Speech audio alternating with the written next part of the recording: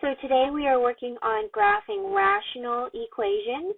This follows the graphing polynomial function set of videos.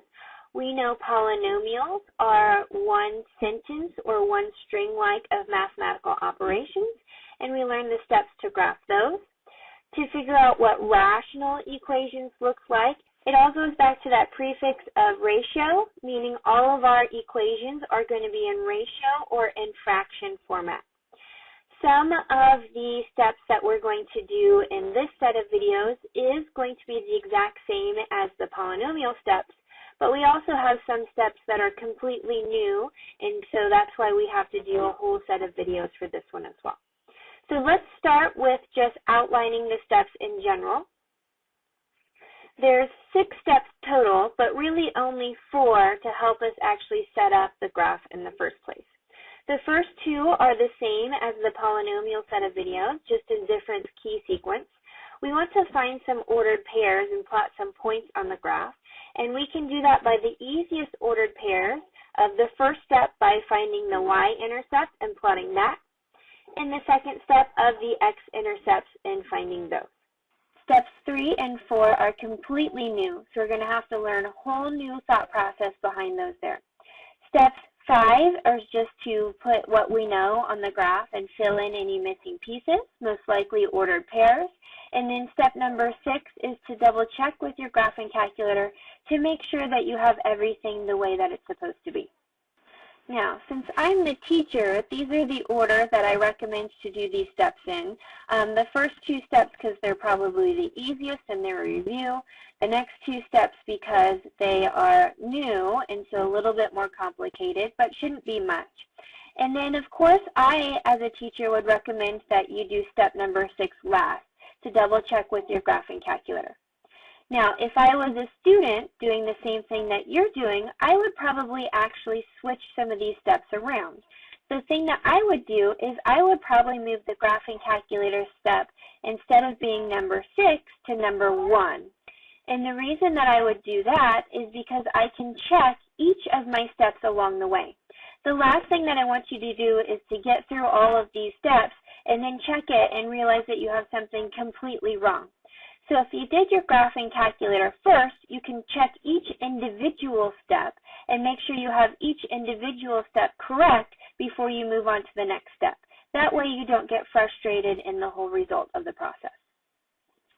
So let's go ahead and talk about finding the y-intercept first, our first step. This should be a complete review to you. We've seen this many times before, so I'm not going to spend much time on it. The way that we do that is we let our x value be 0, or if we have it in function notation, we find f of 0 or whatever function name that we have. Remember, this is an ordered pair, so the format that we're going to put our final answer is in the ordered pair notation with 0 for the x-coordinate and whatever value we get out for the y-intercept. Now, we learned when we did this with polynomials, whenever we put 0 in, we're always going to get out the constant term. That's going to be the exact same thing with rational functions, except for we have a polynomial in the numerator and a polynomial in the denominator. So we have to worry about the constant term in both parts. So looking at this example down here, we have f of 0, which makes this 3x squared become 0 and this 4x squared becomes 0.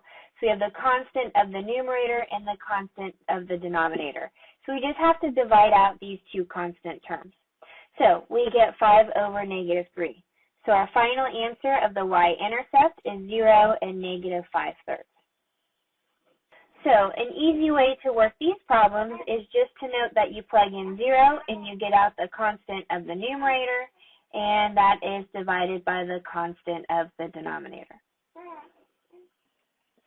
Moving on to the second step, we're going to find the x-intercepts.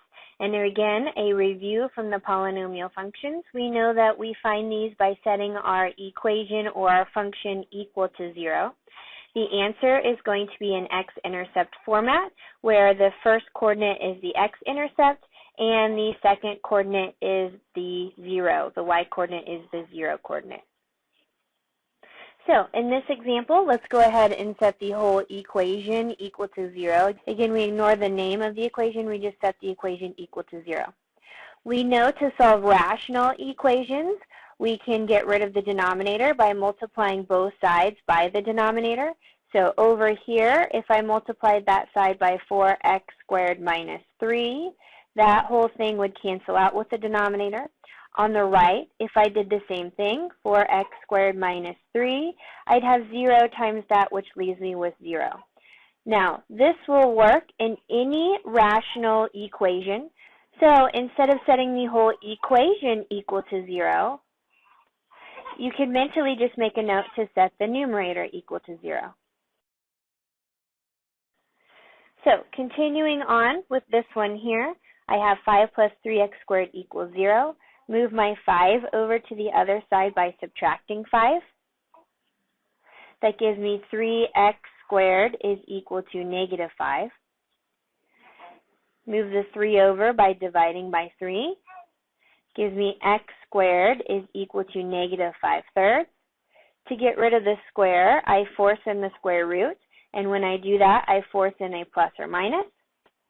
I cannot simplify the numbers here, but I know the square root of a negative gives me I. So my most simplified answer here is x equals plus or minus I times root 5 over 3. And I can separate out the roots, or I can leave it as one big root.